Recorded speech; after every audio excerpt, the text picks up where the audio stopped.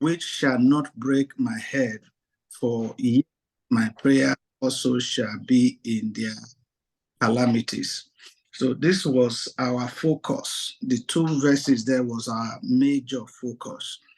From there, we take growth with that, with growth, with that, with choice and approval. How your approval determines your choice. How you respond to approval determines your choice. And then we had a whole lot of references from last week. We did in day 2 of our series, we dealt with approval. When people begin to sing your praises, when people begin to say, after you nobody, and before you nobody. So how to deal with choice, your approval your response to your approval. Among other things, last week we said the power of good choice, the two sides of approval, and the effect of approval, what matters the most. These were our focus when we were dealing with this topic last week. But very surprised to see that nobody remember precisely the main topic. I know people mentioned the subtopic, choice, approval, but I wanted to hear, the main topic, how to maximize our potential. We are looking at things that could hinder our potentials, the choice we make, how to grow in the midst of conviction. When you are convicted, that is what we dealt with in the first week. So sometimes people accuse you falsely, people nickname you. How do you continue from there? That is what we studied in the first week. And last week we dealt with our approval, this means our choice. However, we will look into another point today, which is in verse 5 of Psalm 141. Verse 5, Psalm 141. Verse 5 says, let the righteous meet me, it shall be a kindness. Let him reprove me, it shall be excellent oil, which shall not break my head. For yet my prayer also shall be in their calamities. If I may ask, verse 5 speaks of something very unique.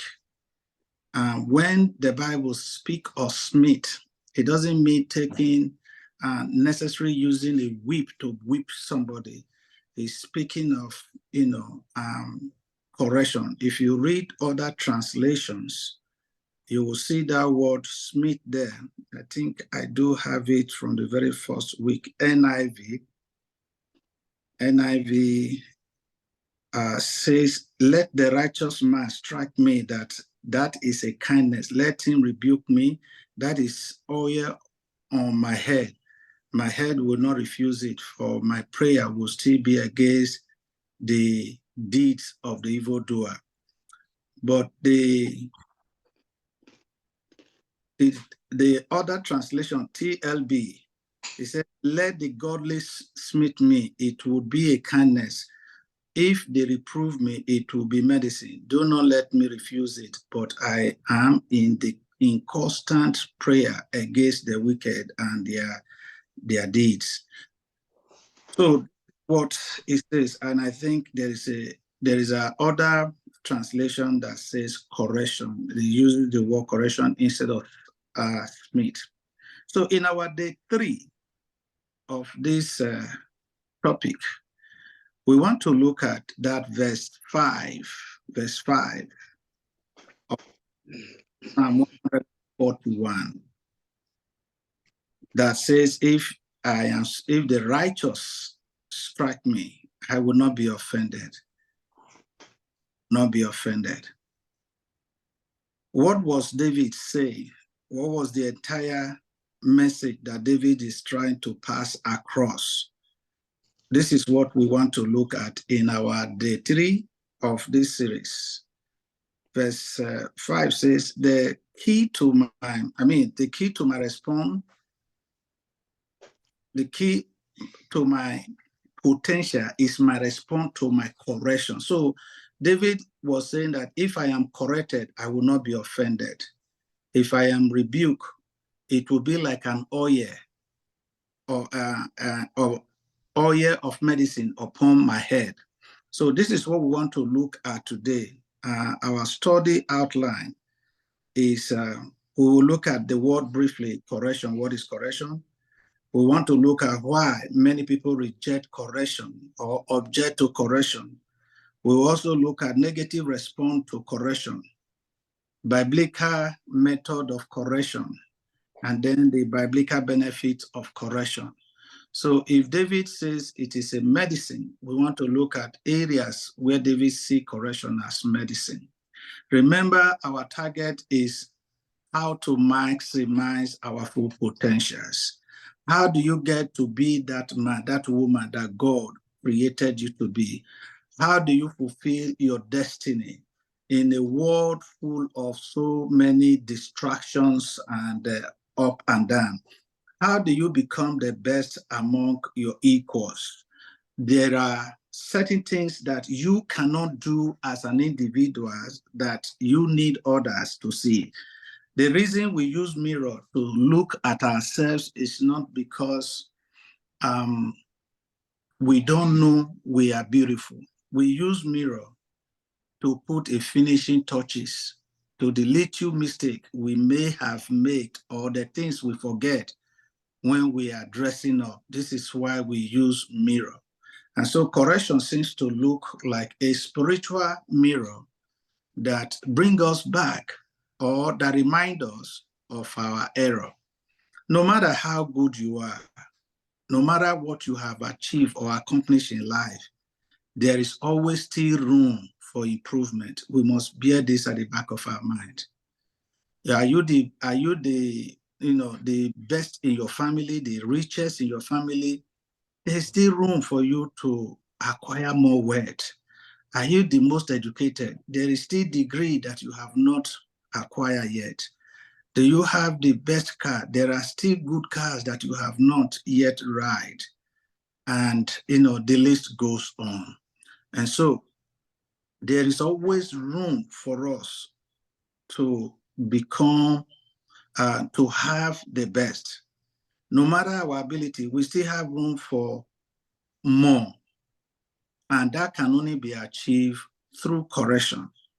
No matter how bad we are today in whatever we do, whether in marriage, in school, in business, in politics, no matter how bad you are, with correction, things can turn around and you become the best. You become the best. Depends on your response to your approval. People don't fulfill destiny, not because they don't have something ahead of them, not because they don't have a prize at stake. It is simply because their effort didn't get them past some certain stages. And because their effort didn't get them past some certain area, they get stuck there. They just need somebody to tell them what they are doing wrong in order to move to the next level. They need somebody to just tell them, do it like this to move to the next level.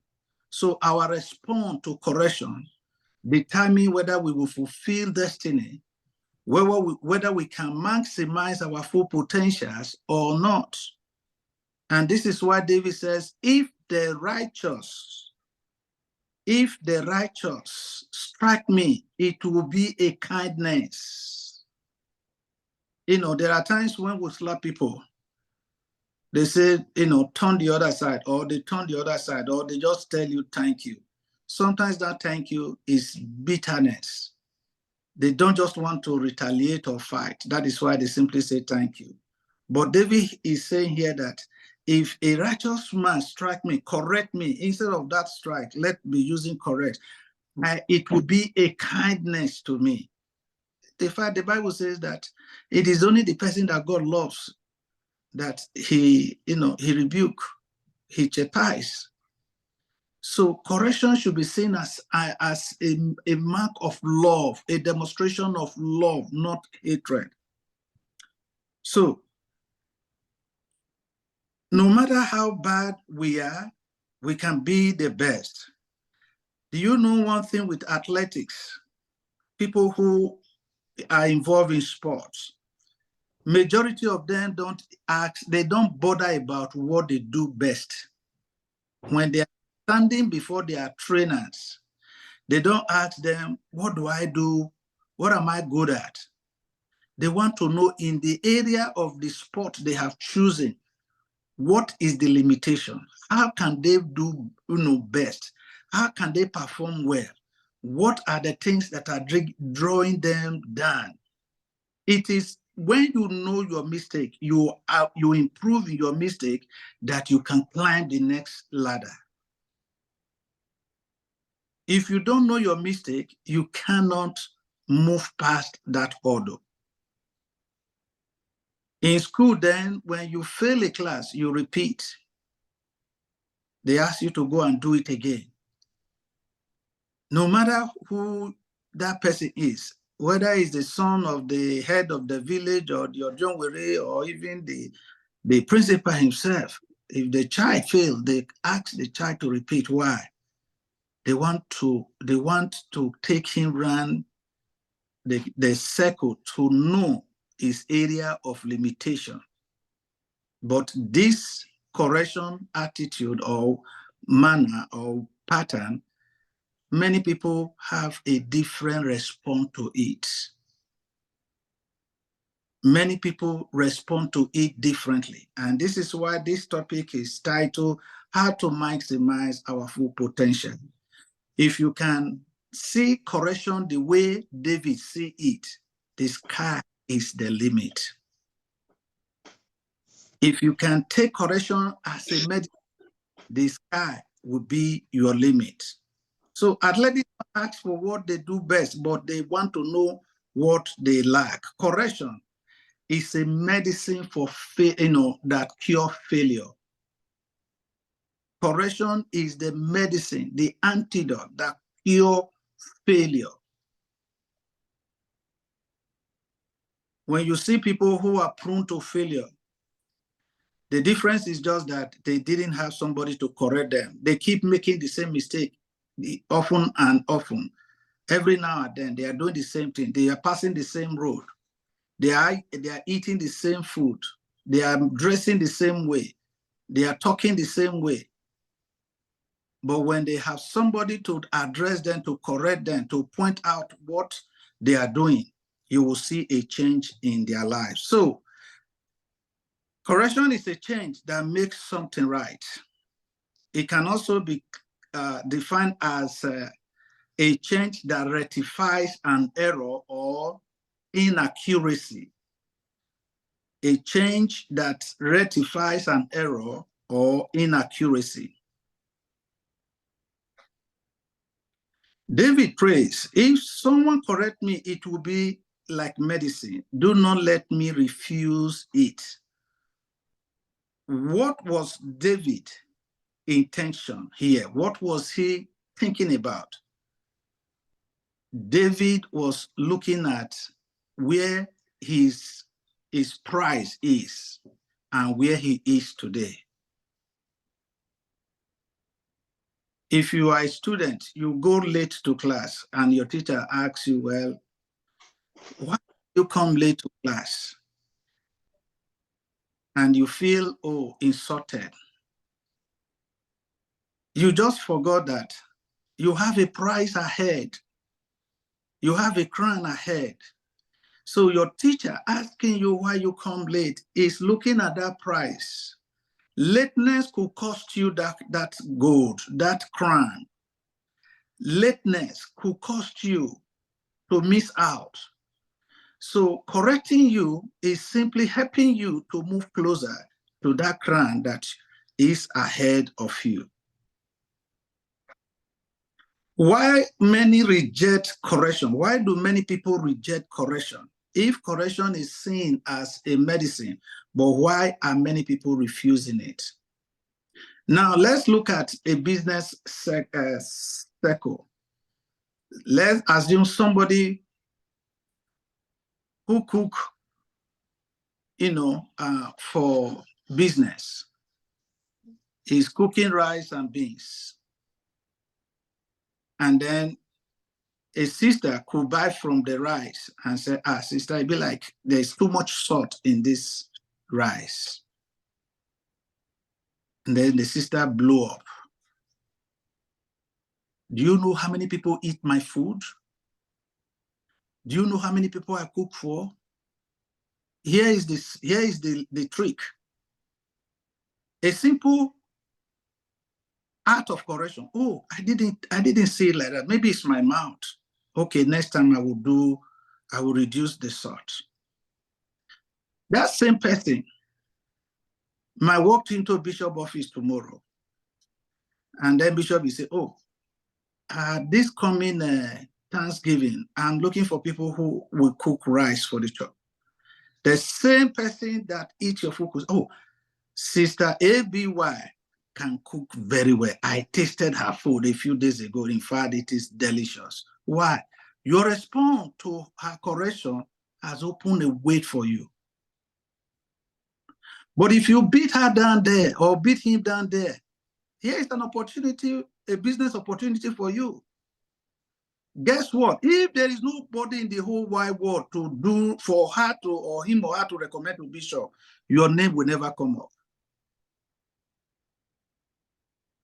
Your name will not come up. What has that done? Your potentials has been, stopped. You have not been able to get further than where you are. So we want to look at very quickly few things why people refuse or reject correction. Proverbs chapter 16, verse 18 says, pride goeth before destruction, and a haughty spirit before a fall. A man that is angry for being corrected is prideful. Why are you telling me what to do? I have been in this church for 40, 45 years. It's the same song we sing every day. People dance to this song. People pray like this. People dress like this. But there is nothing like, thank you. I will do better. The Bible says in Proverbs 18, pride goeth before destruction, and a haughty spirit before a fall. Pride goes before destruction. A pride can blind individual to their fault and make them resistant to correction. In fact, it says a pride can bind. You know, when you use rope to tie somebody or something, you are binding the thing together. He said a pride can bind an individual to their fault. You are making a mistake. You don't know. In the eyes of others, it's a mistake. It's wrong. But in your eyes, it's okay. And so no matter what anybody tells you, it doesn't bother you. You are bind to it. And the Bible says, a pride goeth before destruction, and a haughty spirit before a fall. So one reason why people refuse correction is because of their pride. Number two, stubbornness. Proverbs 29 verse 1. Proverbs 29 verse 1. The Bible says, he that being often reproved hardeneth his neck shall suddenly be destroyed, and without rest. Somebody that is that is being reproved and then tighteneth or hardeneth his neck. In other words, unwilling to change. You are not willing to take correction. You are not willing to change your attitude or to heed to the correction. He said what? He shall suddenly be destroyed, and that without remedy. There is no remedy to it. This is serious. People tell you something today, they tell you the same thing tomorrow, next tomorrow. In order to cover up, you said that is how God creates you. That is who I am. Oh. That is just me. Hear what Proverbs says. It shall suddenly be destroyed and without a remedy. So remedy here means there's no prayer, no fasting, there's no giving, no offering that will reverse it because you are stubborn. Number 3, fear of judgment. Hebrews chapter 4, verse 13. Number 3, Hebrews chapter 4, verse 13. Neither is there any creature that is not manifest in the sight, but all things are naked and open unto the eyes of him with whom we have to do. Now, the fear of judgment, many people afraid of being judged. Everything the Bible says is naked before God. The fear of being judged or exposed can make some individual defensive and resistant to correction. The fear of being judged and exposed can make some people to be resistant to correction, even though they themselves know what they are doing is wrong. They will continue because they don't want to be judged or they don't want to be exposed that this is a weakness on their side. And so they stick to it. They continue in that part of way or life. Lack of humility. Lack of humility. Proverbs chapter 15, verse 33. Proverbs 15, verse 33. The fear of God is the instruction of wisdom, and before honor is humility. The fear of God is the instruction of wisdom. Before a honor is humility. Many people resist correction because they lack humility. They lack humility. And because they lack humility, they struggle, they resist instruction. Without humility, individuals may struggle to acknowledge their mistake and receive correction. It takes a humble man to say thank you when you point out something to them.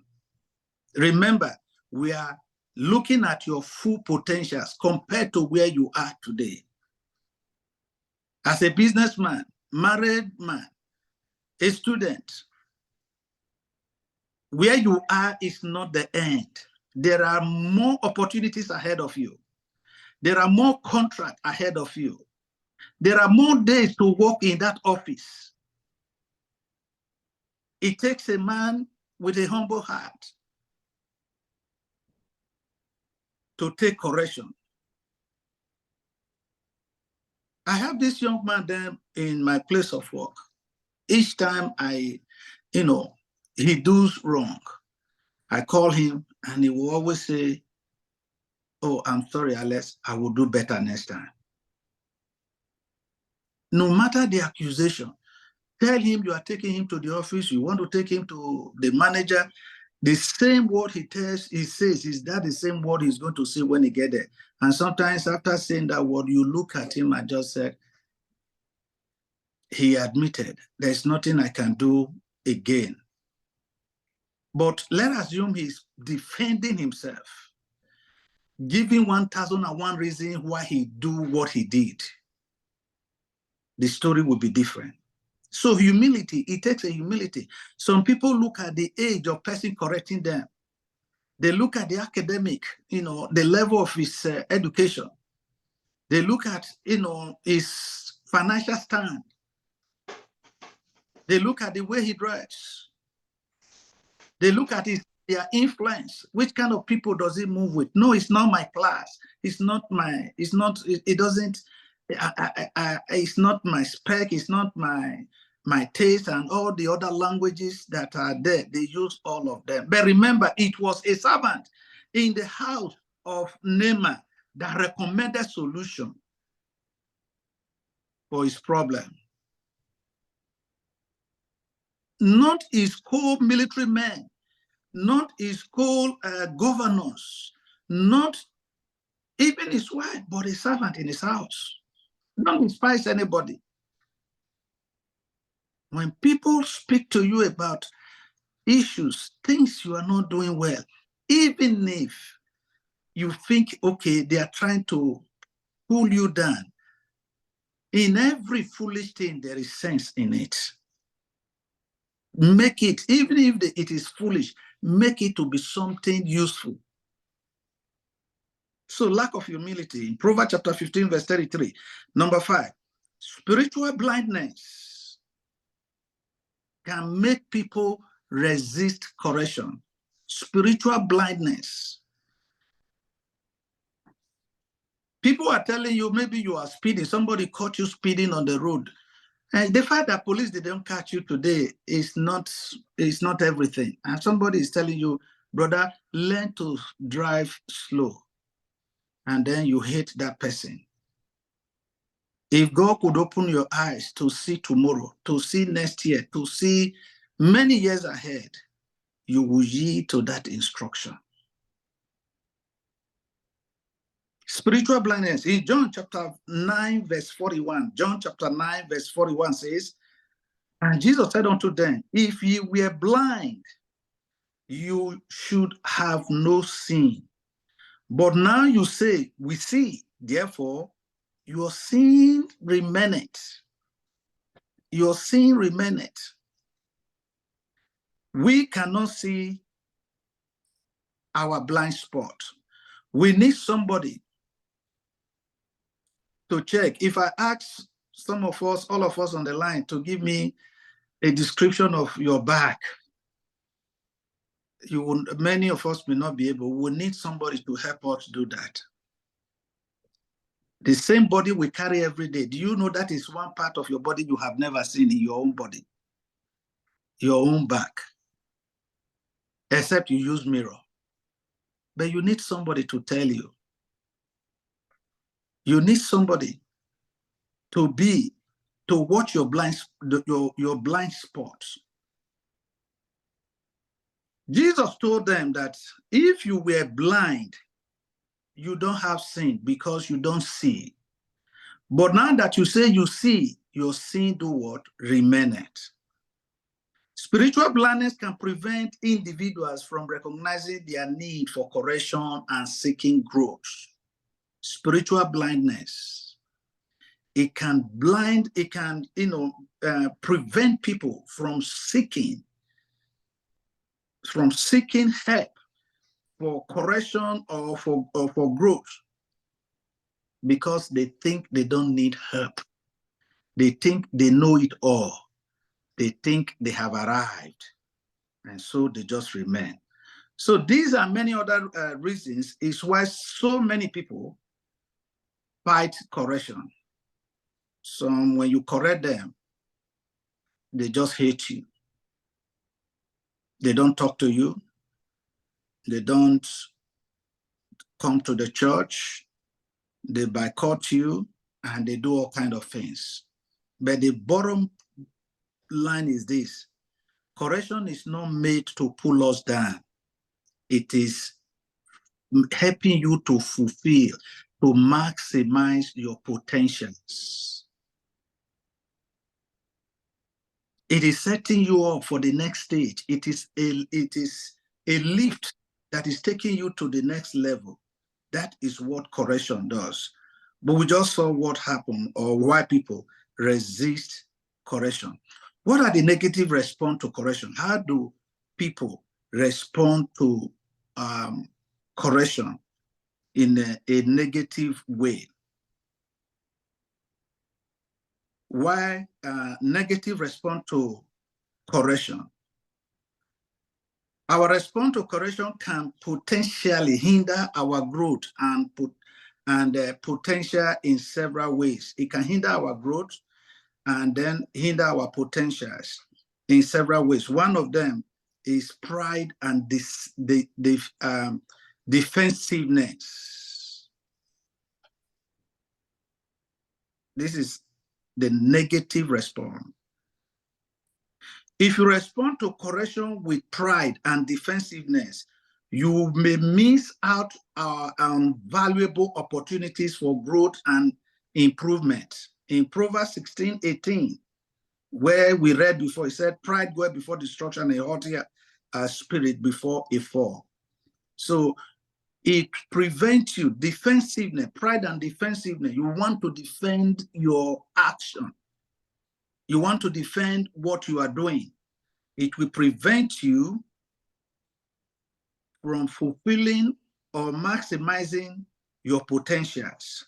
When you are unwilling to acknowledge your mistake or weakness, you limit your potential for growth and hinder your ability to learn from others. Like I used the illustration of food. When there are corrections, nobody will contact you because they know you know it all. They know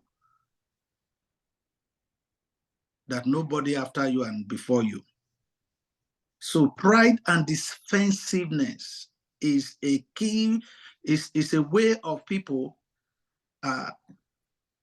responding negatively to correction.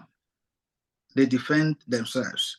The effect is that you will never get to your full potentials. People will run away from you. Resistance to change, number 2, resistance to change. Resistance to change. If you resist or reject correction, you may hinder your potential for staying stuck in old pattern or habit. Proverbs chapter 12, verse 1. Whosoever loveth instruction, loveth knowledge, but he that hateth reproof is brutish. When you love instruction, you love knowledge. And so when you are when you have a resistance to a change or resisting to a change, what that simply do for you is that it keeps you stuck in one place. Nobody is using oil lamp again. You say, no, this is what our forefathers do. I met them using this lamp. It is this lamp I will use. You left Nigeria to Canada. Oh, back home, we are not allowed to wear trousers. I will continue to tie my wrapper here. You are going to get stuck. If you resist or reject correction, you may hinder your potential by staying stuck in old pattern. You remain in one place. When others are growing, when the others are improving, you will still be the same thing.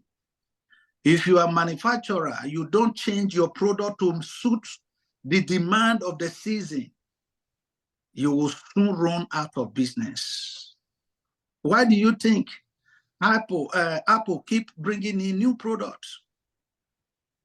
When the demand for a particular product is going low, they bring out a new product to entice people to continue to buy.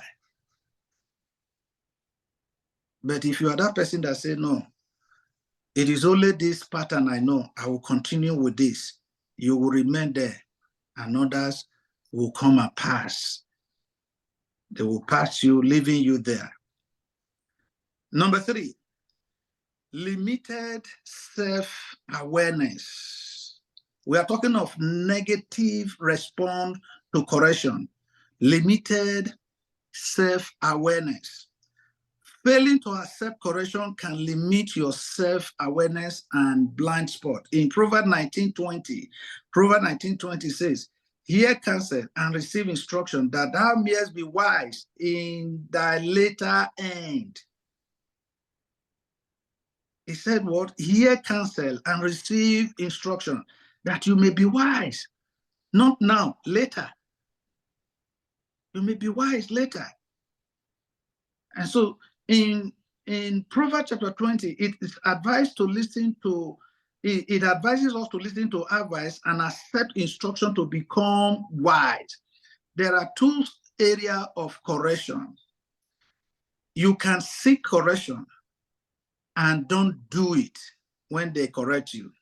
Somebody will cancel you for 5 minutes, 10 minutes. You walk away from that person and go again to go do your own thing. But it is another thing to take a counsel or go for counseling and do exactly what they ask you to do. And you will see the changes. Again, the case of Naaman. Naaman says there are better rivers. And it is true, there were better rivers. River Bena is there. It's cleaner than the River Jordan that he was asked to go and bathe. But because he took that instruction, his life was turned around. His life was turned around. So don't be stuck to, only self-awareness. Get instruction and be wise. Get instruction and move. The Bible says 2 is better than 1. When you add your advice, your knowledge to another person's own, you have 2 opinions, and you are better than people who have only 1. Number 4, there will be missed opportunities for growth when you negatively respond to correction. You will miss opportunity to grow. Correction provides an opportunity for learning and development. By rejecting or ignoring correction, you may miss out on valuable insight and guidance that could help you reach your full potentials. Proverbs chapter 10, verse 17 says, "He is the way of life that keepeth instruction, but he that refuseth reproof erreth." In other words, he sins. Proverbs 10, 17, "He is the way of life that keepeth instruction, but he that refuseth reproof erreth." Embracing correction with a humble and a teachable attitude opens doors for personal and professional advancement. When you open your heart, when you embrace correction, in fact, when people are looking for people to put in an office, it is somebody they know they have tutored, somebody they know they have taught, somebody they know that can do it the way they want it done. That is the person they will be looking for. Forget about the degree, the certificate. So if you refuse correction, you are hindering yourself. You are creating a missed opportunity for growth for yourself. You are not doing anybody but your very self. Number 5, relationship is strained. Proverbs chapter 15, verse 31. Proverbs 15, verse 31. "The ear that heareth a reproof of life, the ear that heareth the reproof of life abideth among the wise." The ear that heareth the reproof of life abideth among the wise. If you respond negatively to correction, you can strain relationship with others. Proverbs 15:31 reminds us that accepting correction leads to wisdom. When you react defensively or with hostility to correction, it can create tension and hinder collaboration or mentorship opportunity that could contribute to your potentials. When you resist to correction, is strain relationship. People can even see you doing wrong, because if they tell you you are going to preach from here till tomorrow, or you will even hate them, they will look at you to do what you know how to do. And then by the time you do what you know how to do, they also, as a manager, a superior over you, will also do what they know how to do. They will write you up or fire you. Or better still, not recommend you for promotion because you are not a team player. To avoid hindering your potentials, it is important to approach correction with humility, openness, and a willingness to learn. Be willing to learn. It doesn't matter who teaches you. Be willing to learn. Be teachable. Always have room for more. What are the biblical methods of correction? Correction, as important as it is, David says it is a medicine. But what are the biblical, the recommended method? Because of time, I'm going to take about 2 of these. What are the biblical method, approved method for correction? Yeah, the fact that you see me do wrong, there should be a perfect way to do it. There should be a perfect path to correct me. You know, correction must be done in a certain way in order for the person being corrected to benefit from it. If correction is done with the intention of disgracing an individual or perhaps exposing the weakness of an individual, it is no longer correction. Here is about 2 methods of how correction should be done. Ephesians chapter 4, verse 15. Ephesians chapter 4, verse 15. It's about speaking the truth in love. Speaking the truth in love may grow up into him all things which is in the head, even Christ. Now, correction must be done in love. If you see somebody you love made mistake, you didn't correct that person, and you correct the person you hate, you don't have a good intention. In fact, it is even the person you love you should correct first. Instead of speaking the truth instead speak the truth in love, we will grow to become in every respect a mature body of him who is the head, that is Christ. When correcting others, it is important to do so with genuine love and concern for their well-being. When you are correcting others, do it with the intention and concern for their well-being, not just to expose them, to disgrace them, to open up their wound. No, that is not correction. Do it with love. In fact, when you are correcting people, be very close to them. Speak to them like, one-on-one. It's not a servant and a master attitude. Do it in a way that it will generate needed results. Number 2, I will only take 2 here because of time. He said, seek to restore, not to condemn. Galatians chapter 6, verse 1. When you are correcting people, don't have the mindset of condemning them. Don't be fault finder. No, that is not the intention of correction, but restore. Galatians chapter 6, verse 1 says, brethren, if a man be overtaken in a fault, ye which are spiritual, restore such and one in a spirit of meekness, considering thyself, lest thou also be tempted. There is no man that is perfect.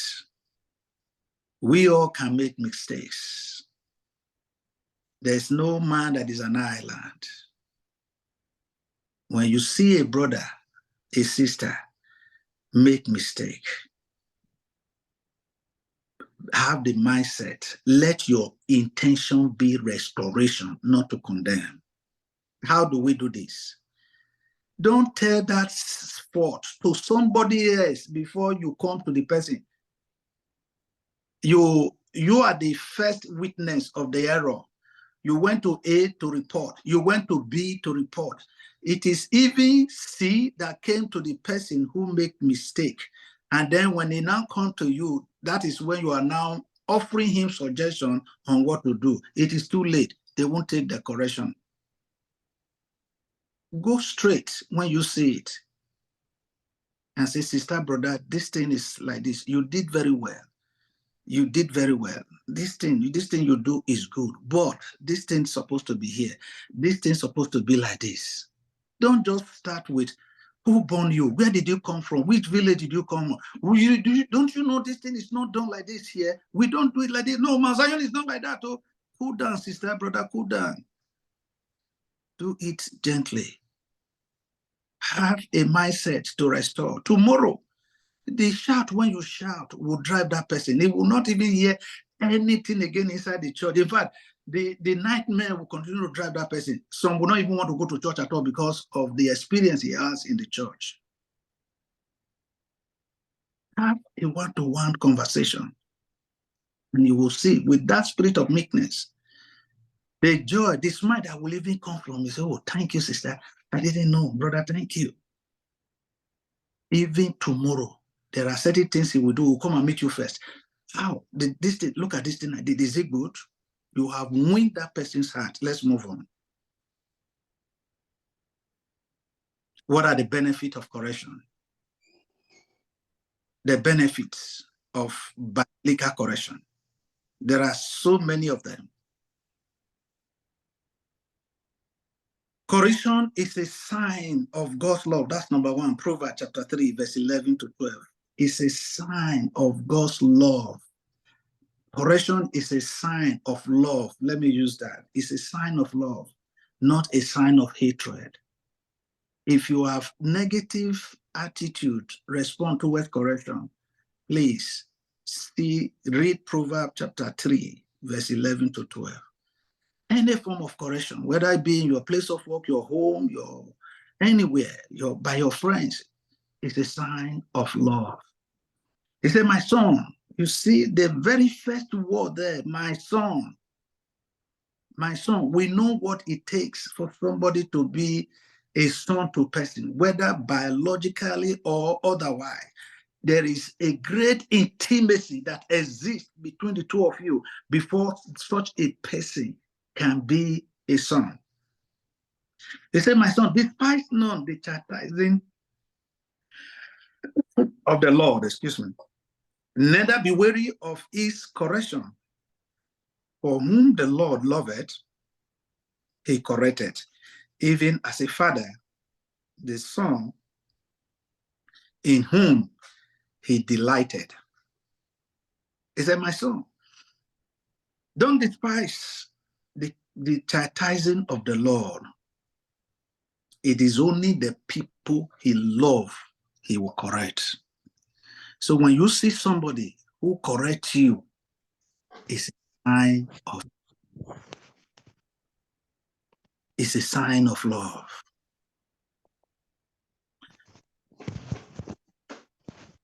The Bible teaches that correction is a manifestation of God's love for his children, as it helps them grow and mature in their faith.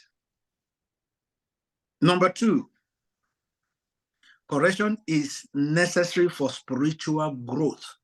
Correction is necessary for spiritual growth.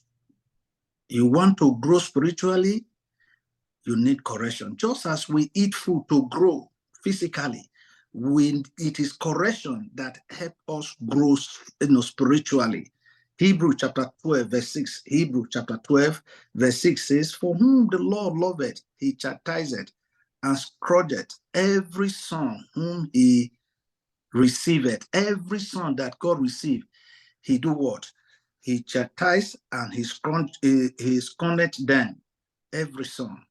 So it is for our spiritual growth. The discipline of the Lord helps, goes to the loved one.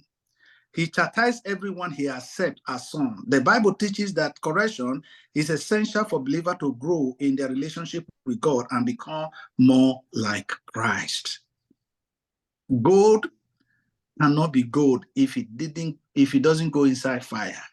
So when we are corrected, it is a sign of God, of love. It helps us to grow spiritually.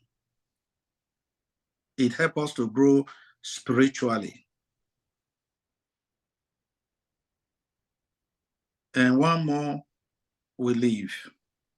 Correction should be done in love and gentleness. I think we talked about this, but I will just put a little bit of emphasis here.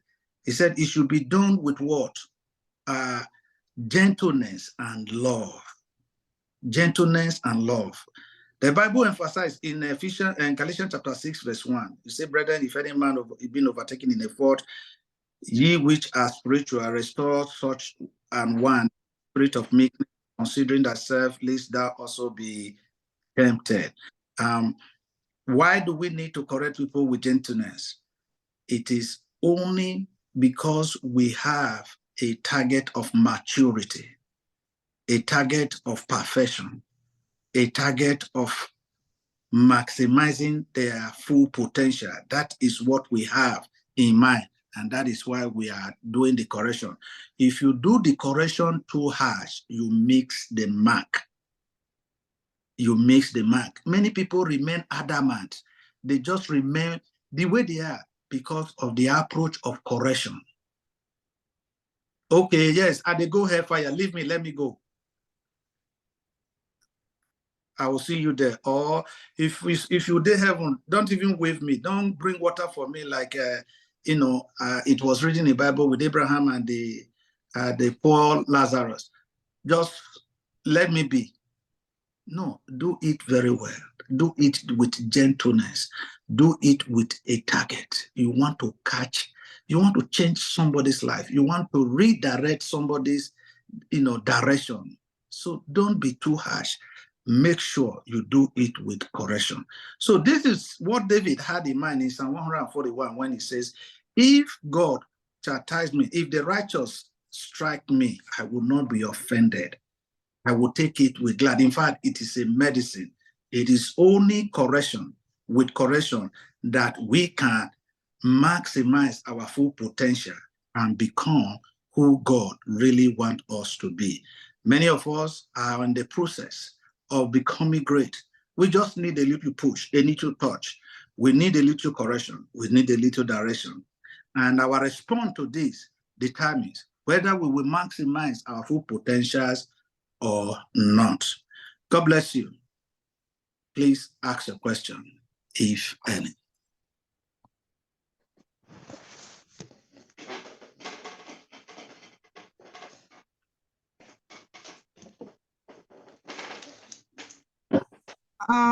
Good evening, Pastor.